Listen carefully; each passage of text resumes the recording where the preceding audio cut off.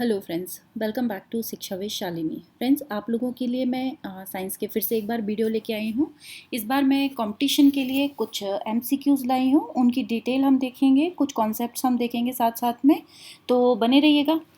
मैं अपनी समझ से जो भी नॉलेज मुझे है आप लोगों के साथ शेयर कर रही हूँ। आप मेरे चैनल को लाइक कर देना, सब्सक्राइब कर देना, शेयर कर देना, जो भी आपको अच्छा लगे। पर मुझे कमेंट करके ये बताना कि आपको वीडियो कैसा लगा और आपको इसके अलावा जो भी टॉपिक आज हम कर रहे हैं इसके अलावा कौन सा वीडियो आपको चाहिए। ठीक है, तो हम स्टार्ट करते हैं साइंस की वीडियो। आज का हमारा टॉपिक है बैक्टीरिया। आप देख सकते हैं यहाँ पे बैक्टीरिया हमारा टॉपिक हम लेने वाले हैं। तो हमारे साथ कुछ क्वेश्चंस करेंगे और थ्योरी भी साथ साथ देखेंगे। तो हमारा पहला क्वेश्चन है, बैक्टीरिया किस वर्ग का जीव है? आप मुझे कमेंट करके आंसर करें। देखें किस किस को इसका आंसर पता है, आप लोगों की तैयारी कैसी चली है, किस कॉम्पिटिशन एग्जाम की आप तैयारी कर रहे हैं वो भी मुझे कमेंट कर देना। बैक्टीरिया किस वर्ग का जीव है, आंसर कीजिए। Okay fine. तो मैं आपको बताती हूँ बैक्टीरिया किस वर्ग का जीव है। तो सबसे पहले देख लेते हैं ये वर्ग का क्या मतलब है। तो क्या मतलब है कि जो जीवन है पृथ्वी पर, जितना भी जीवन है उनको 5 भागों में बांट दिया गया है। चाहे वो एक कोश के जीव हो, चाहे एक कोशिका उनकी पूरी भी ना हो, आधी कोशिका हो। आधी कोशिका मतलब किसी कोशिका में कुछ कोशिकांग अनुपस्थित होते हैं, तो उन्हें एक आधी कोशिका हम अपनी भाषा में कह सकते हैं, या इसे प्रॉपरली कहा जाए तो प्रोकैरियोटिक कहते हैं। तो प्रोकैरियोटिक जो होते हैं वो मोनेरा ग्रुप में आते हैं। इसके अलावा जो एक कोश के जीव होते हैं वो प्रोटिस्टा में आते हैं। कवक आप लोग जानते हैं, जो ग्रीन कलर का एक पानी वानी वाली जगह पे जो लग जाता है वो कवक होता है। इसके बाद पादप जगत आता है और उसके बाद जंतु जगत आता है। ठीक है, तो हमारा क्वेश्चन ये था कि बैक्टीरिया किस वर्ग का जीव है। तो इसका आंसर होगा बैक्टीरिया मोनेरा वर्ग का जीव है। अब अगर हमें ये पता चल गया कि बैक्टीरिया मोनेरा ग्रुप का है, तो हमें ये भी पता चल गया कि बैक्टीरिया एक पूरी कोशिका नहीं होती है। बैक्टीरिया के अंदर से कुछ कोशिकांग गायब होते हैं, क्योंकि मैंने भी थोड़ी देर पहले बताया था मोनेरा में से कुछ मोनेरा वर्ग के जो भी जीव होते हैं उनकी कोशिका पूरी नहीं होती है, उनमें से कुछ कोशिकांग गायब होते हैं। ठीक है, तो बैक्टीरिया में से भी कुछ कोशिकांग गायब होते हैं। जो बैक्टीरिया को हिंदी में कहते हैं जीवाणु। तो बैक्टीरियोलॉजी का पिता किसे कहा जाता है? रॉबर्ट हुक को, ल्यूवेन हुक को, लुईस पाश्चर को, या रॉबर्ट कॉच को? देखिए, बैक्टीरियोलॉजी का पिता कहेंगे हम यहाँ पे ल्यूवेन हुक को। देखते हैं, मैंने यहाँ पे इंग्लिश में लिखा है, आप लोग हिंदी में भी नोट डाउन कर लेना और नोटबुक लेके बैठे हैं, क्योंकि मैं इसमें जो लिखा है उसके अलावा भी कुछ इन्फॉर्मेशन आपको दे दूंगी। तो इसमें जो है, जैसे Leeuwen hook is the father of bacteriology, microbiology and protozoology. ये 3 चीज़ें शब्द अगर आते हैं तो कौन फादर होगा? ल्यूवेन हुक होंगे। लुईस पाश्चर का अगर नाम आता है तो वो मॉडर्न माइक्रोबायोलॉजी के होंगे। और बैक्टीरिया नेम किसने दिया? सबसे पहले उन कोशिकाओं को बैक्टीरिया किसने कहा? वो कहा था अरेनबर्ग ने। ठीक है, और मैं आपको बता दूं ल्यूवेन हुक ने 1683 यानी 1683 में, ठीक है, इनको नाम दिया था। क्या नाम दिया था? बैक्टीरिया नाम दिया था। इनका पूरा नाम था एंटोनी वॉन ल्यूवेन हुक। आगे चलते हैं, निम्न में से बैक्टीरिया में नहीं पाया जाता। निम्न में से क्या है जो बैक्टीरिया में नहीं पाया जाता? मैंने 2 बार अभी पहले बोला कि बैक्टीरिया एक पूरी कोशिका नहीं होती है, उसमें से कुछ चीज़ें गायब होती हैं। वो चीज़ें क्या होती हैं? चीज़ जिन्हें हम कह सकते हैं, या कोशिकांग जिन्हें कह सकते हैं। कौन से कोशिकांग या ऑर्गेनेल गायब होते हैं? कोशिका द्रव्य गायब होता है, माइटोकॉन्ड्रिया नहीं होता, कोशिका भित्ति नहीं होती, या डीएनए नहीं पाए जाते। तो आप मुझे बताइए बैक्टीरिया में क्या नहीं होता है? Okay fine. देखिए, जीवाणु यानी बैक्टीरिया एक ही बात है। जीवाणु के अंदर माइटोकॉन्ड्रिया भी नहीं होता, क्लोरोप्लास्ट नहीं होता, न्यूक्लियस नहीं होता, ईआर एंडोप्लास्टिक रेटिकुलम नहीं होता है। अब यहाँ पे एक तरीके से क्वेश्चन और पूछ लिया जाता है कि जीवाणु में क्या नहीं पाया जाता। तो ये 4 नाम तो आपको याद रखने हैं कि माइटोकॉन्ड्रिया, क्लोरोप्लास्ट, न्यूक्लियस और ईआर। इसके अलावा एक और इन्फॉर्मेशन मैं आपको दूं कि इसमें कोई भी ऐसा कोशिकांग नहीं पाया जाता जिसके चारों तरफ झिल्ली पाई जाए। कोशिकांग बात कर रही हूँ मैं। कोशिकांग मतलब उसके अंदर जो छोटी छोटी चीज़ें होती हैं वो। तो किसी भी कोशिका के अंदर कोई भी ऐसी चीज़, जीवाणु के अंदर कोई एक ऐसा ऑर्गेनेल जिसके चारों तरफ झिल्ली पाई जाती है। आपने 9th क्लास में पढ़ा होगा, माइटोकॉन्ड्रिया के ऊपर दोहरी झिल्ली पाई जाती है। ठीक है, तो जब इसके ऊपर झिल्ली पाई जाती है तो ये किसके अंदर नहीं मिलेगा? जीवाणु में या बैक्टीरिया में ये नहीं मिलेगा। आगे देखिए, फाइकोलॉजी में किसका अंदर अध्ययन किया जाता है? फाइकोलॉजी में किसका अध्ययन किया जाता है? शैवाल का, कवक, पारिस्थितिकी या पुष्प?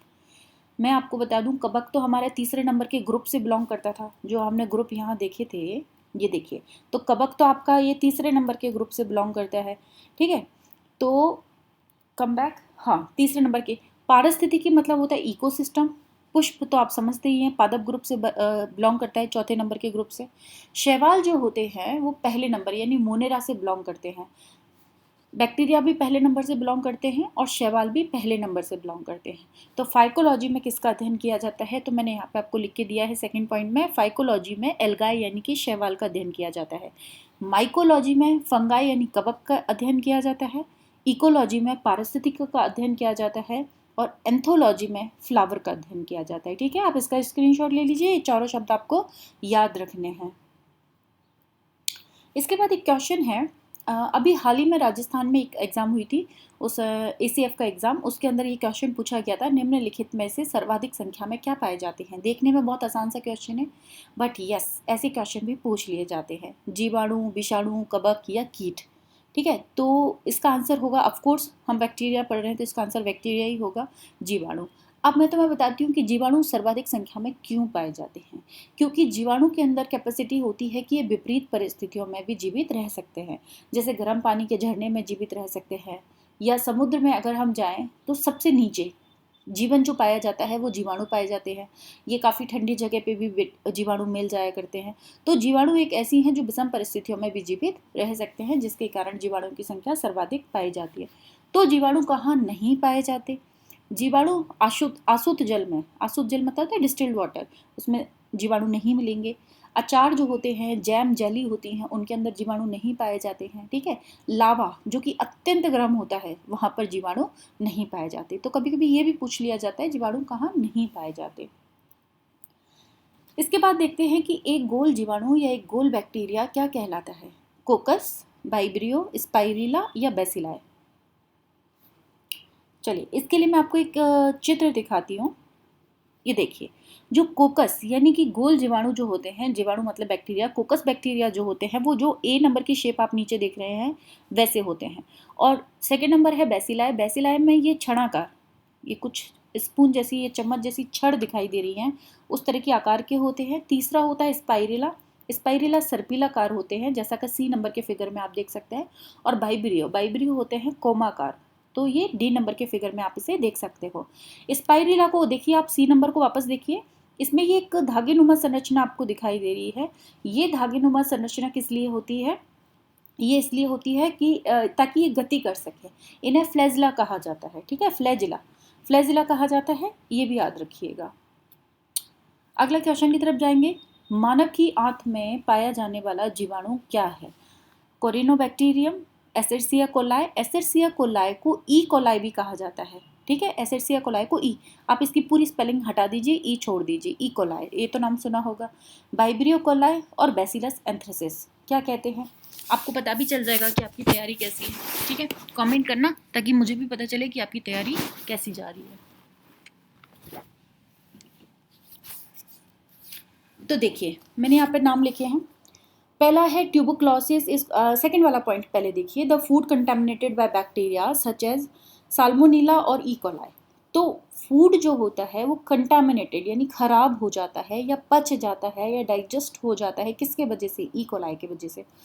तो जो मानव की आंत है उसमें क्या पाया जाएगा? देखिए, मानव की आंत में क्या पाया जाएगा? ई कोलाई, सेकेंड नंबर का आंसर होगा, ई कोलाई पाया जाएगा।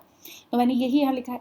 एक बात और याद रखना कि जो नाले वगैरह होते हैं, जहाँ घर का गंदा खाना वाने का पानी जाता है, तो वहाँ पे भी ई कोलाई बैक्टीरिया बहुत मिलते हैं, ताकि वो उसको डाइजेस्ट कर सकें, ख़त्म कर सकें। इसके अलावा ऑर्गेनिक मटेरियल यानी कि कार्बनिक पदार्थ जहाँ पे सड़ते हैं, वहाँ पे भी ये बैक्टीरिया पाया जाता है।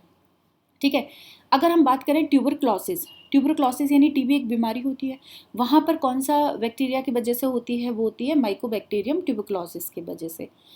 इसी प्रकार से नाइट्रोजन फिक्सिंग, नाइट्रोजन फिक्सिंग का मतलब ये है कि कोई भी पादप या कोई भी लिविंग बीइंग, जंतु, नाइट्रोजन का वायुमंडल के अंदर नाइट्रोजन 78% है, उसका इस्तेमाल नहीं कर सकता।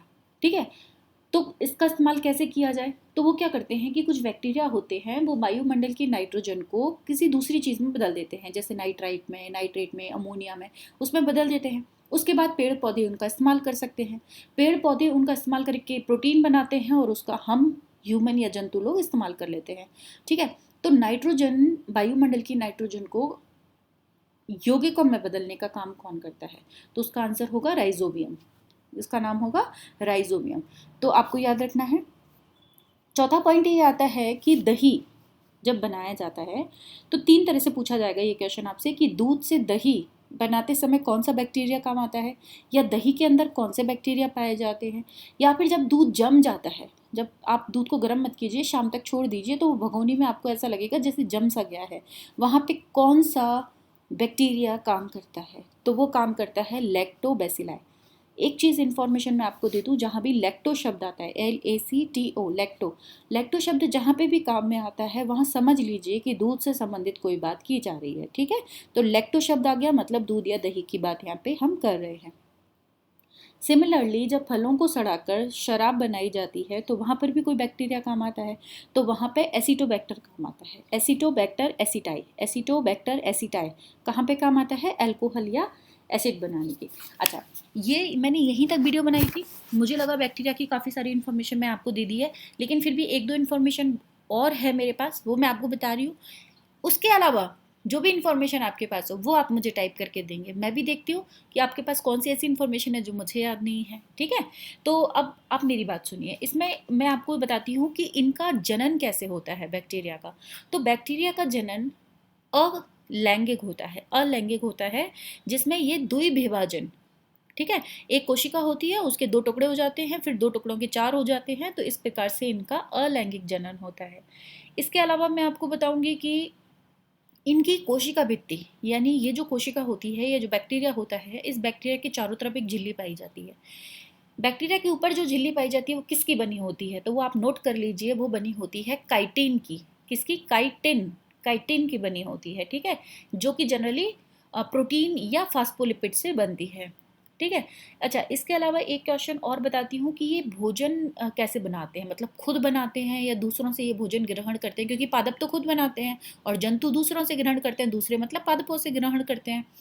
तो ये कैसे करते हैं मोनेरा जगत के जो लोग हैं, बैक्टीरिया वगैरह, वो कैसे करते हैं? तो देखिए, जो ये खुद का भोजन भी बना सकते हैं, ये स्वपोषी होते हैं, जैसे शैवाल, नीलहरित शैवाल जो होती है वो खुद का खाना खुद बनाती है, तो ये स्वपोषी भी हो सकते हैं, ये परपोषी भी हो सकते हैं। कुछ बैक्टीरिया होता है जो खुद खाना नहीं बनाते बल्कि दूसरों पे डिपेंड करते हैं। ठीक है, दूसरों पे करते हैं।